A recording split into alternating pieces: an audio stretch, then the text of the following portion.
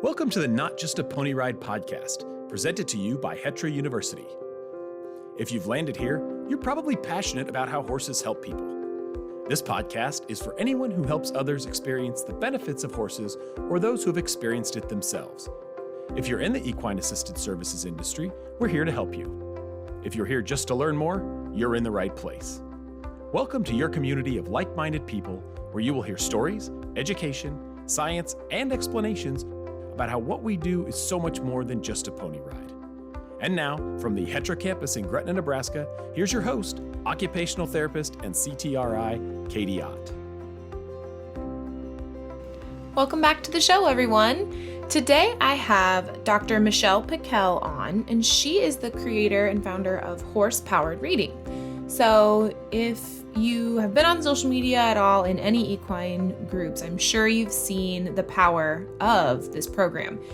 With the help of the other trained facilitators, her program is helping so many children learn how to read and really enjoy reading with this hands-on experiential learning process. So Dr. Michele is here today to tell us about how the program works, including insight about specific activities that they use and really how this experiential learning is helping children. So stay tuned for that. But first, I have some really exciting news.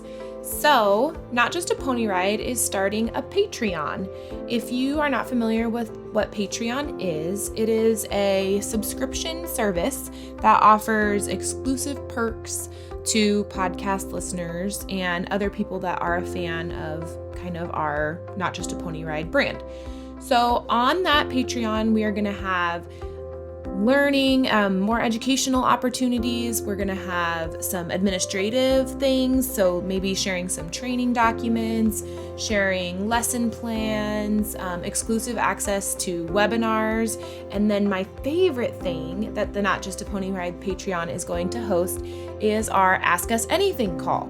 So on the first Thursday of every month, our CEO, Edie Godden, and COO, Erin, and any other Hetra staff that we really feel is appropriate is going to host a lunch hour Ask Us Anything. So we had our first one last month and it was awesome. We had a group of people that were really plugged in and really excited to share their perspectives. We had somebody from, I think, 6 or 7 different states on that call, which I think is so cool that we're getting plugged in virtually on this call and helping each other, because at the end of the day, we're not on an island, right? We're all trying to do the same thing and help each other, and it's a really beautiful thing. So that is going to be part of the Patreon subscription service, access to that call, as well as all the other awesome benefits that will be associated with it. So I'm going to put our Patreon link in the show notes below, or head over to the Not Just a Pony Ride Facebook page and I will link it there as well. All right, enough yammering. Let's get to Dr. Michele Pickel and Horse-Powered Reading. Enjoy. Welcome to the show, Dr. Michele Pickel. I am thrilled to share you with our audience today to talk about horse-powered reading. So why don't you first introduce yourself? Well, thank you so much. I'm thrilled to be able to share horse-powered reading with your audience. And I have been teaching at Concordia University for the past 25 years, but prior to that, I was in a kindergarten classroom for a few years, and preschool, early childhood was my first love, but now I teach big kids. But then as I started working in classrooms with my student teachers, they would come back to me and tell me about this child or that child that was really struggling with reading. And I'd say to them, we know how to fix this. We know what to do for this. Why aren't the teachers doing it? And I'd share it with my student teacher, and they'd go back and the teacher would love them for helping that child. And I saw more and more, especially after the pandemic, of students who just didn't learn by sitting and listening. They needed that active, engaged, experiential learning. And in 2012, I was teaching a graduate class in teaching of literacy, elementary literacy, and I had been thinking about how the metaphors in the arena that I saw so often with the horses fit in the whole journey of learning how to read and academics. And I would use those metaphors again and again, especially after I had EGALA training. And my EGALA training taught me about metaphors. And once you learn about them, you can't unsee them. They're everywhere. And I was telling this group, I think this could help kids. I think I could use this to help struggling readers, but I really need a couple kids to practice on and try it out. And one teacher shot her hand up and said, I have just the kid. I just can't figure him out. It's been since the beginning of the school year. It's February now, and I'm just don't know why he's having so much problem. So he was my first volunteer with a neighbor, third grade neighbor down the road from him, and they came out. After our first session, I contacted the teacher and said, this is what I'm seeing from his interaction with the horses. And the first activity is always to choose a connector, which is a lead rope, and go out into my library and choose a book, which is the horse, and preview the book, and then bring it back and summarize it for me. He chose the longest rope I had. It was a Pirelli rope. And so those fasteners are so challenging if you've never seen them before. And he convinced us to let his sister come out and help him. And then he proceeded to hold the very end of the rope. And as he brings it back to me, he's just looking pathetic, right? And when I went back to the teacher and told her what I was seeing, how he was so sweet and getting other people to do his work for him, and he wanted to be as far away from the books as possible, and several other things in his academic x-ray that the horses become. And she paused for a minute and finally said, in 1 hour, you figured out what took me from September to February to figure out with this child. It was absolutely profound. And then as the sessions went on, the things that we discovered were just so amazing. And that was the beginning in 2012 of horse-powered reading. It didn't even have a name at that point. And so then I went on and did a summer experiment, got a tiny grant so I could pay a second person to co-facilitate with me, a mental health professional. And it was amazing every time the kids went out with the horses. And it's a matter of simply using games and activities that work with particular reading skills. We put those into the arena. We may pre-teach just a little bit before they go out. But then the horses, we've put out the reading skill. The horses then provide motivation and self-efficacy, because the kid says, I can do this. I really can do this. And persistence through challenges. And then when you put all those pieces together, it provides an exponential growth that I don't very often see in the field of education. It provides that opportunity for kids who need to explore and need to move, and even neurotypical kids, because it's fun. Mm-hmm. So when did school have to stop being fun is what I want to know. So that now I have this little farm, and I worked with kids here. My 7.5 acres is all with three. I have 4 horses and a pony, but one of them thinks kids are meant to chase, so he doesn't play with us. But now we have trained over 500 horsepower reading facilitators. So we actually over 536 who are spread across every state in the US and 18 other countries. And one of my biggest thrills is watching horsepowered reading unfold in another language and realizing that literacy instruction and reading is a challenge, not just in the US, but every country seems to find some of the same challenges. And the one thing that's different is the phonics, but in each different country, they simply overlay their own phonics generalizations or rules, because they all, even languages like Arabic and Japanese, have some phonics. and the horses provide all the rest. The fluency, the comprehension, the vocabulary, it crosses borders. Mm-hmm. So that's a little background. Yeah, fantastic. Wow, I have so many questions. Okay, let's start with so you mentioned you were EGALA trained. So were you doing some equine assisted, therapy or equine assisted learning type things before horsepower reading was born? Yes. In fact, that really was the soil that it grew in. When I did the EGALA training in 2007 was when I was first trained, and I went to a couple Pirelli trainings, and everything, the synergy of that just all came together. But the EGALA model really was the soil that it's grown out of, and it's still the gold standard. Having a mental health professional with an equine specialist and allowing the client to discover the answers. And even with reading, I may give a little bit of instruction at the beginning, but we set it up for them to discover that phonics generalization and make it their own.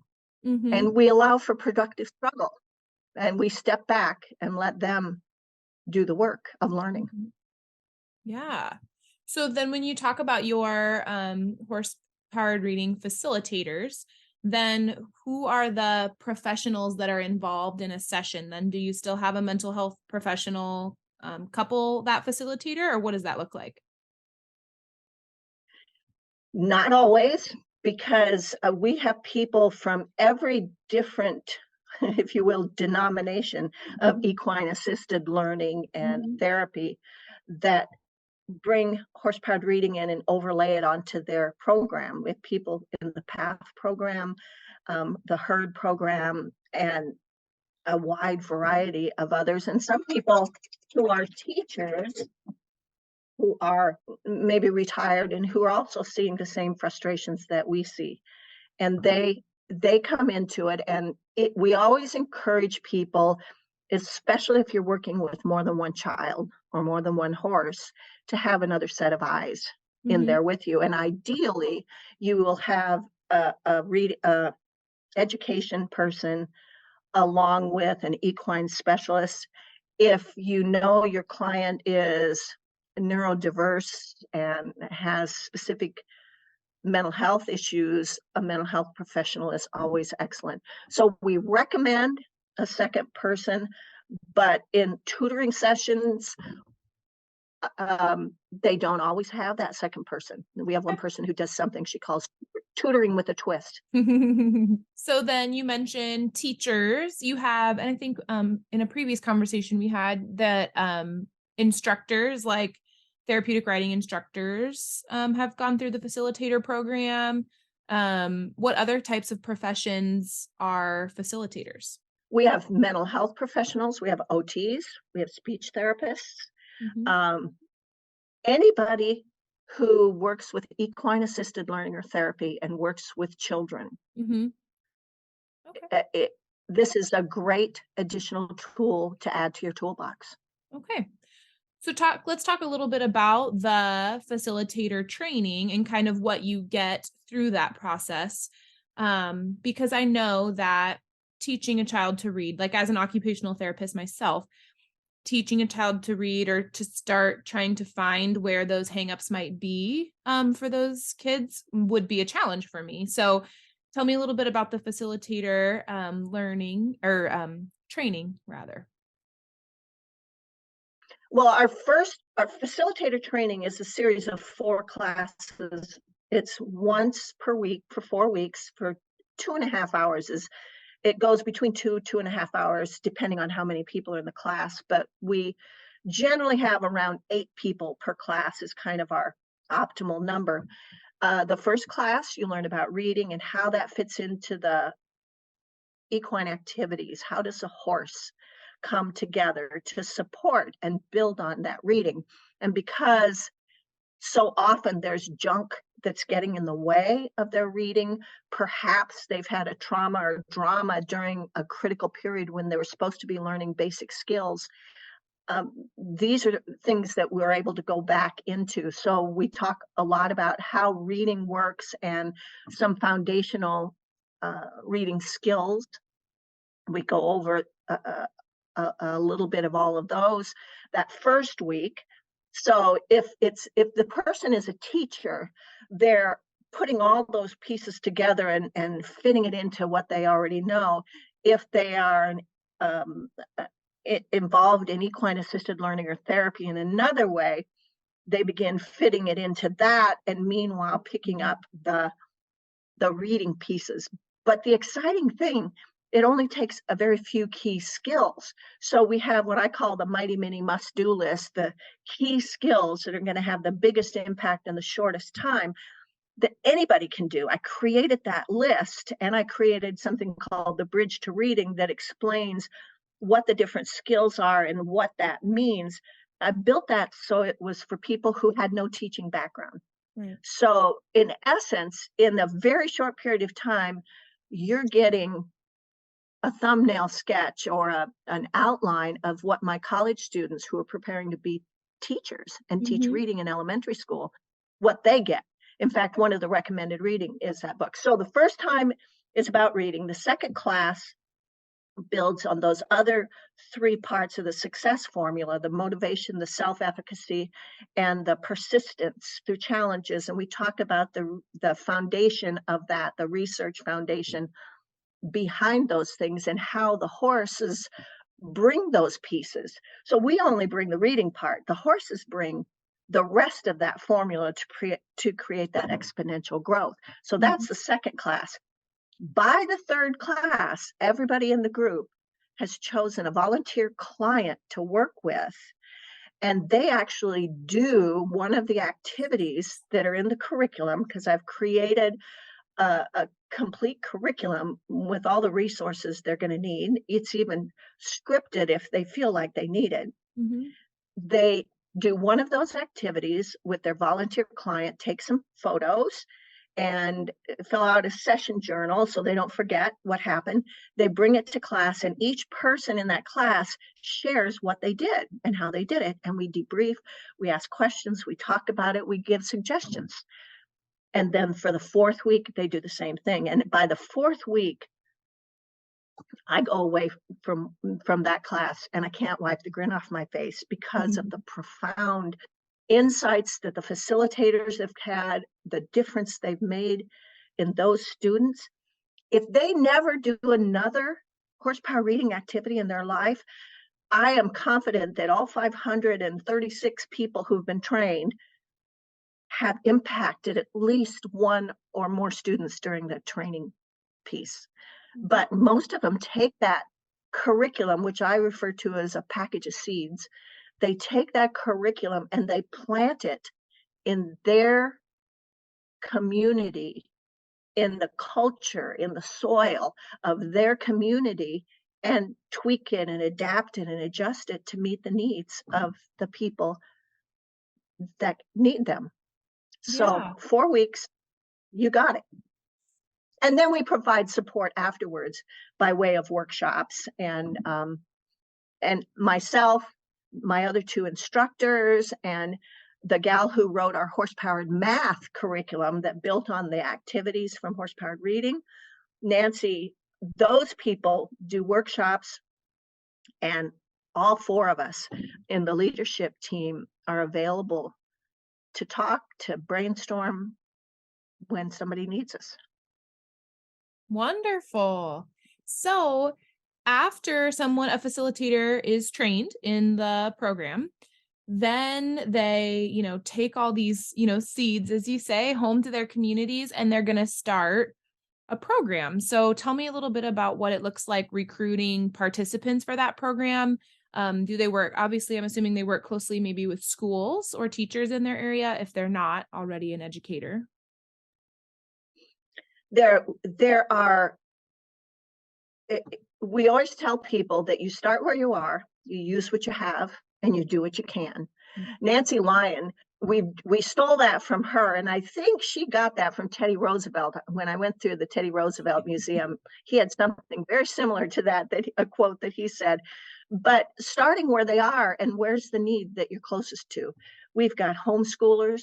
There are people, most of the people who take the class come to it with a need in mind, whether it's their own child. Some people take the class strictly to help their own child who they're homeschooling. Some people are doing, one gal in New Hampshire was able to take advantage of a grant from Prenda, it's called, and created an actual school, kind of an open school at her home. It's like a daycare, but it's a school, and she's using horse-powered reading as part of that. Other people are connecting with schools, are getting grants. One of our instructors, Ruth, is doing, they lost their farm, the lease on the farm where they were at, shortly after she did horsepower reading. So they had to figure out, now what do we do? Where do we take our horses and where do we do our practice? And so they created something they called Ponies in the Park, where they actually go to public spaces and do learning activities, horsepower reading activities. They take 2 ponies and a horse, or 2 horses and a pony. They go to schools, libraries, respite centers where kids who go while their parents have a break. Amazing things. In one summer, they served 900 kids by doing that. And she taught a class that's called Funding and Forms to help people organize their group. We've had another one that we really love called Traveling Tales, like TAILS, how she does that. We've got people doing so many different things in so many different places. We become their cheerleader, that we've got research behind what we're doing, so they can take the data and the research. We have created a Facilitator portal that's a private website just for our horsepower reading people, that has marketing resources and articles to work with different kids with different kinds of disabilities, and a catalog of the different workshops that they can participate in if they've been trained. So the most recent one that was fabulous is called Sustainability and Growth Mindset, that Nancy and Ruth, 2 of our leaders, did, that is just phenomenal, that talks about a lot like one of your recent programs on the financial end of it, the business end of running the equine business. And they provided materials as an outcome of that, a budgeting, how to figure out how much to charge in your particular area and such as that. Yeah. I love how flexible the program is. So you really give people the nuts and bolts to, one, get a program started and keep it sustainable, and then grow and change it and develop it into whatever meets the needs of your community. And I think as long as you have the nuts and bolts from your training, people can really make it what they need it to be, right? This episode is sponsored by Stable Moments. Did you know that there are over 400,000 children in the United States foster care system? Most of these children have complex trauma needs, which makes them ideal candidates for equine-assisted learning programs. If you serve or want to serve children in foster care, Stable Moments has a plug-and-play program model utilizing community mentors and equine-assisted learning to develop life skills and heal developmental trauma. With their online certification program, you can become certified in this model and start serving kids by next season. What's even better is the program can be funded by Department of Children and Families, and the mentors are all volunteers. To learn more, head over to stablemoments.com and check out their free webinar, Healing Trauma with EAL and Mentorship. I love that metaphor when you describe that. It's sort of like giving somebody an erector set that you can build 50 different machines from, and a whole bunch of different, you can invent new things. And the only thing we ask on our Horsepowered Reading Facebook page, which we invite people to join, we love to have you share what you've done, because one of our favorite activities is the horse labels, and the variety of ways people do this is amazing to see what it looks like. One person calls it living diagrams, because she said third and fourth graders have a terrible time figuring out what diagrams are in their textbooks, like social studies and science. So a living diagram, I love using the horse labeling to build their understanding of homonyms, multiple meaning words like tail and tail, a tale of two cities and a tail on a horse, and the main street and the mane on the horse. And so many parts of the horse have multiple meanings. And so we play with that. We build writing activities from it.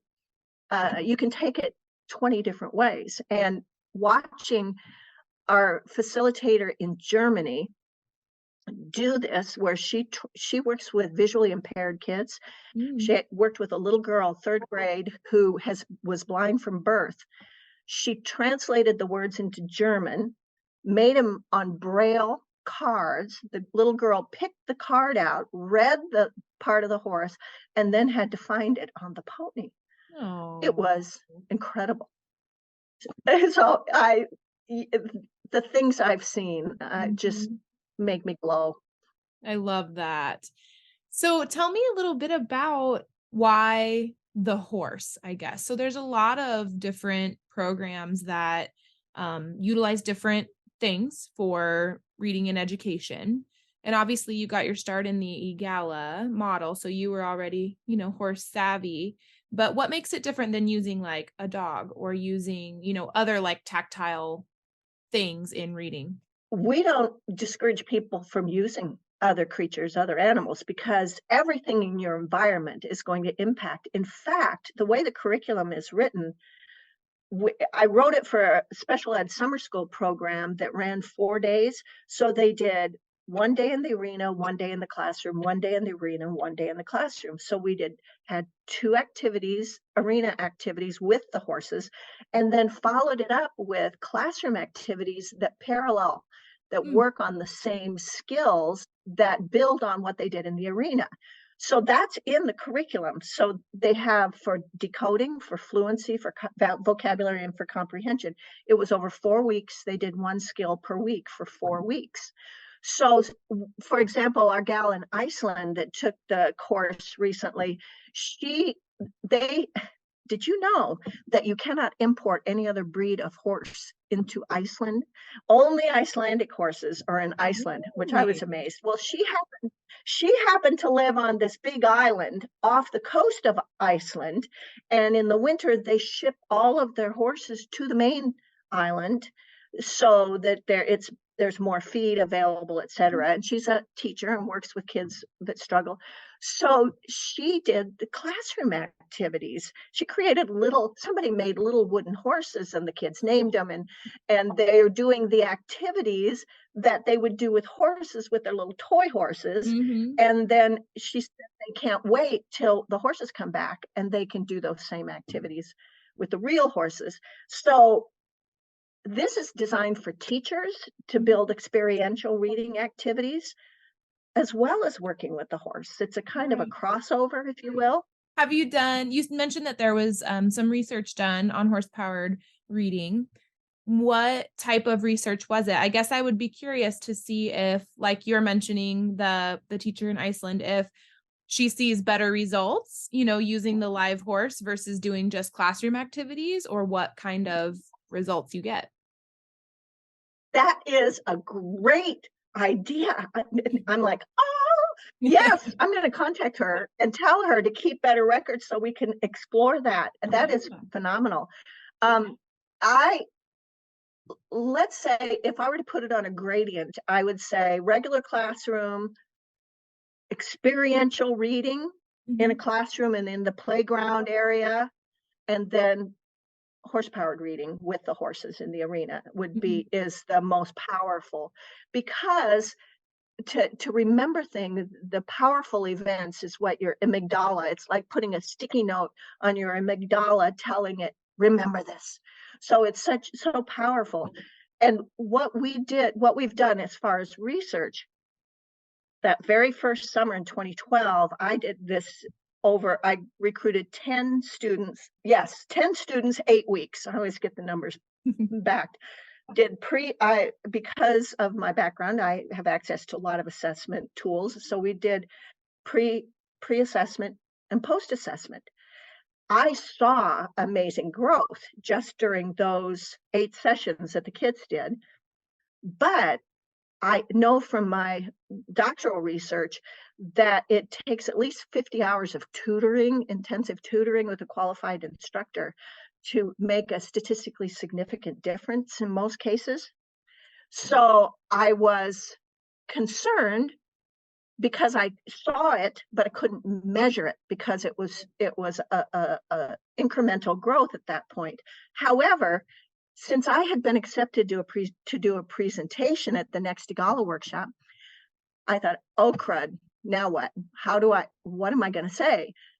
Well, about 6 months later, shortly before we did the presentation, I decided, well, I'm going to call the parents and see what's going on with their kids. Every single parent that I contacted shared exponential growth in their students. And one parent who wasn't as involved as I would like the parents to be, they sent them with a nanny. Anyway, that person said, well, that's the only thing that was different. And yeah, it's just going crazy, doing great. Because just like an Igala model, we talk a lot about the latency effect. Kind of like you do the activity and then it soaks Right. for a day or for a week, and you have these insights that come. Well, when you've done these activities with the children, and then they get back to school, all of a sudden they're excited about reading because they've had fun with it. They now believe that they can do it because the horses showed that they were capable and that they could do it, and they refreshed or renewed learning about some of those basic skills, and they now are more confident to persist through challenges. We do a lot with productive struggle in horse-powered reading. We talk a lot about allowing them to wrestle with the problem. So with those 3 pieces now in their pocket, they go back to school. All of a sudden, it's a whole different ballgame, and the teacher sees them differently, and it begins to snowball. And that's where within 4 to 6 months afterwards, we've just seen amazing changes in kids. And the next research project we did this first one, then we did the next project with the summer school in Worland, Wyoming, but this time we intentionally prepared to do focus groups 4.5 months after the sessions were finished in the summer. Once again, every parent, every child that came in, it was kind of funny because as we were doing the focus group, after the first couple of parents started talking, I could feel myself going, oh, I didn't realize I'd been holding my breath for 4.5 months and thinking, oh, what if, because this was out in the middle of Wyoming. Well, then we worked for 3 years. I worked with a school in northern Alberta, Canada, a small school and a native with about 70% native kids, First Nation kids, and trained, I think, 4 of the teachers. We had at least 4, and they started work with a 2nd grade class. They happened to have an arena connected with the school that had been donated, and so they went weekly, and they did also the arena activities and the classroom activities. And in fact, remember I told you about that first activity where you take the rope and you go take the connector out and connect? The person doing this with probably 13 or 14 kids in a group working with the children, she would, when she wanted to talk to all these 2nd graders together, she would have them disconnect from their reading buddy and hand her the buckles. She would hold the buckles and each kid held the end of the rope. And if they started goofing around and wiggling, she'd just take a step backwards and they'd catch their attention. Then she'd take a step backwards. The classroom teacher actually took a lead rope into the classroom for their circle time, and she held the buckle, and the kids would hold the end of the rope when they wanted to talk. Anyway, we did this with different age groups in the spring, in the summer, in the spring, in the fall, and the spring, and the fall. and for 3 years, over a period of 3 years. And oh my goodness, I did not get to visit. Mhm. I only got to visit on the computer. They carried me around in the arena so I could talk to the kids. And they would take videos and send me videos, audio transcripts of the teachers talking. I had those transcribed. Amazing. And we have that summarized for our facilitators to use when they apply for grants as well.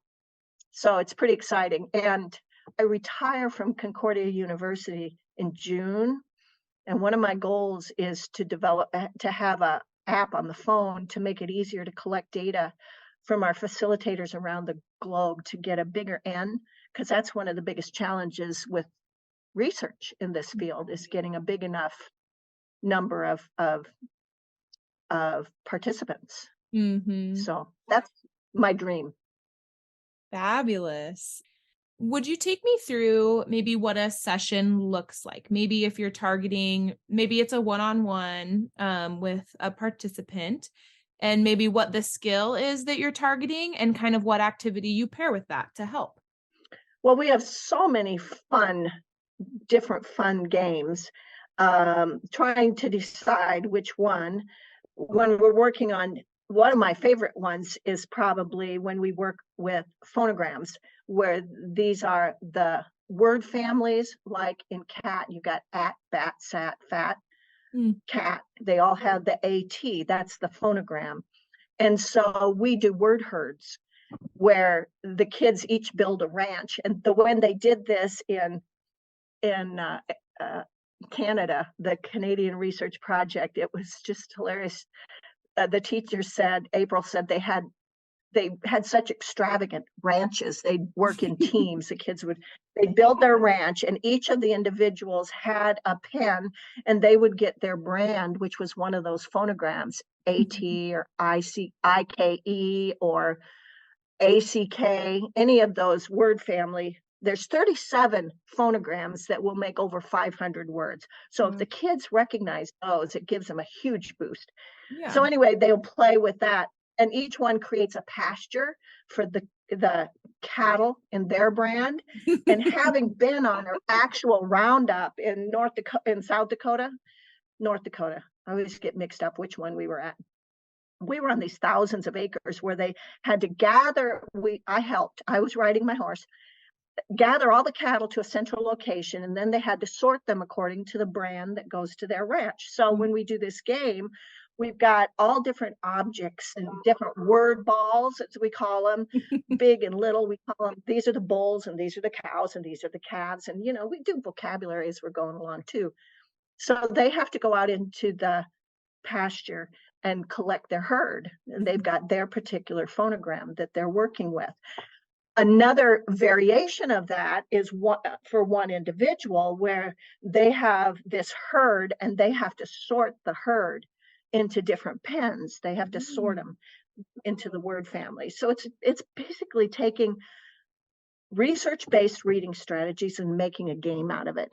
They call it word sort in a classroom. And it's incredibly powerful and beneficial.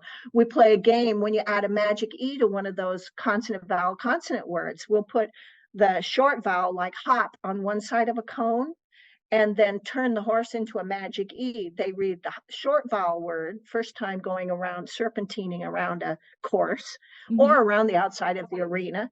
And then they decorate the horse with magic E's, and they go along. And if you add the magic E to the end of that word, boom, it turns the vowel long and makes them say a long vowel.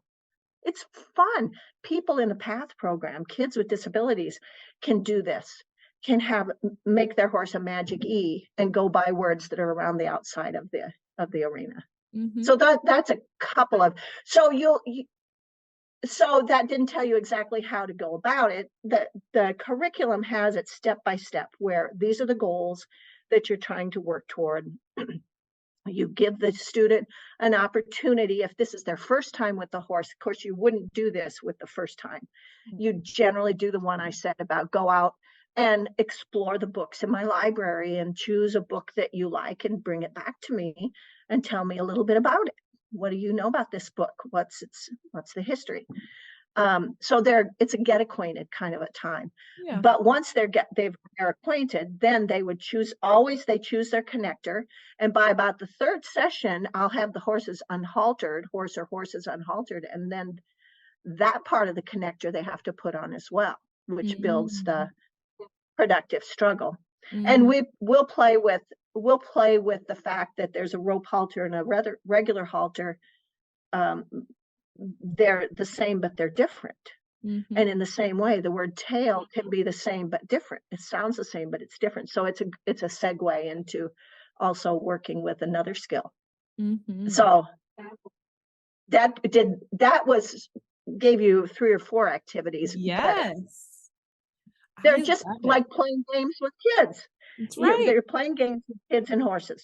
Who could want to do anything else for their job? If you're having fun, they're having fun. That's right. Well, I have loved learning so much about horse-powered reading. I think that the program is wonderful, and it has the ability to fit so well into so many centers and programs that are out there already, or someone that wants to start. So how do people get a hold of you or get more info on horse-powered reading? All you need to do is go to the horsepoweredreading.com website. And on there, you can click on the facilitator link, the training link, and go. We currently are signing people up, registering people for March classes. We have 3 right now scheduled, and there will be potentially a 4th one added, depending on where we need it. So that's all they need to do. It is so fun, and it is exciting. I told my educational psychology class last night, I said, this is just the best career ever, because you haven't lived until you've seen this aha on a kid's face. One little girl, after we did the Magic E activity, she's a granddaughter of one of the other professors I work with. She was out for the summer programming. And on the way back, she told her Nana that, I never knew about this. My teacher talked about the E after the end of the word, but I didn't know what it was for or what it did. So when it's just in the way they internalize what we're doing, that becomes really exciting. And we love having more people in our HPR. It is a family feeling because we share with each other, and on the Horsepower Reading Facebook page, and in so many ways. If you've got a great idea, it's wonderful to be able to share it with other people. I love that. A big family. Well, as we kind of wrap up here, Michele, I end my podcast with the same question. Every season I have a different one. And this season it is, if you had to give advice to your young professional self, kind of on your journey here, earlier in the journey, what would you look back and tell yourself? I would say embrace the challenges, because that's where you're going to learn the most and grow the most. When you come up against a wall, I'll never forget when I tried to talk to the academic dean about sharing a class through Concordia, through the university, and he kind of hedged and he wasn't comfortable with it. He says, well, why don't you just do it on your own? I was furious. I was so upset. I thought, what do I do now? Well, if it hadn't been for that, I would have never been able to reach to people across the ocean, all over the globe. The obstacles in your path are really in proportion to the blessings, the outcomes that can come from those obstacles. The bigger the obstacle, the bigger the miracle is going to have to be to move you to the next step. And I tell people, only God could do something like this. It is so unimaginable from where everything started, but you just take the next logical step in faith. Trust the process and keep moving. So, and I think telling myself that, those are lessons that I learned along the way. Trust the process, keep on moving, have fun, and don't be so anxious. It's going to be fine whichever way it goes. It's like when you're with the horse doing a equine assisted therapy or learning. Wherever the horse takes you is the place you're supposed to go. That's right. It's all about that productive struggle.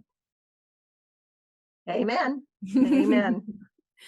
Okay, well, I will share your website and your social in the show notes below. So if you're listening, you can go down and scroll down and click on that. And then, of course, go over to the Not Just a Pony Ride Facebook page, and I will share it there as well. Thank you so much for joining me today, Michele. I appreciate you. Well, thank you. This is a wonderful way to get information to people to help grow and build their businesses, but also to build other people. That's right, because that's the business.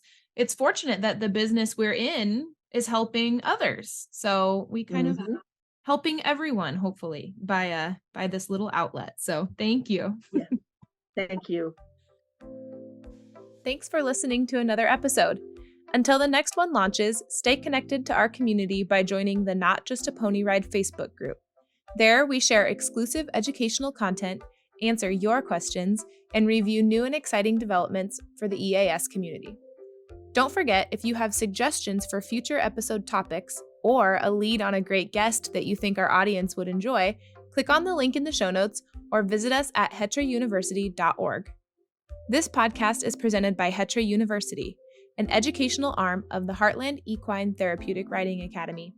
Hetra University's mission is to provide high-quality educational offerings to our participants and the EAS community. If you'd like to help us work toward our mission, you can make a donation by visiting us online at hetra.org. Again, I can't thank you all enough for helping Hetra change lives one stride at a time.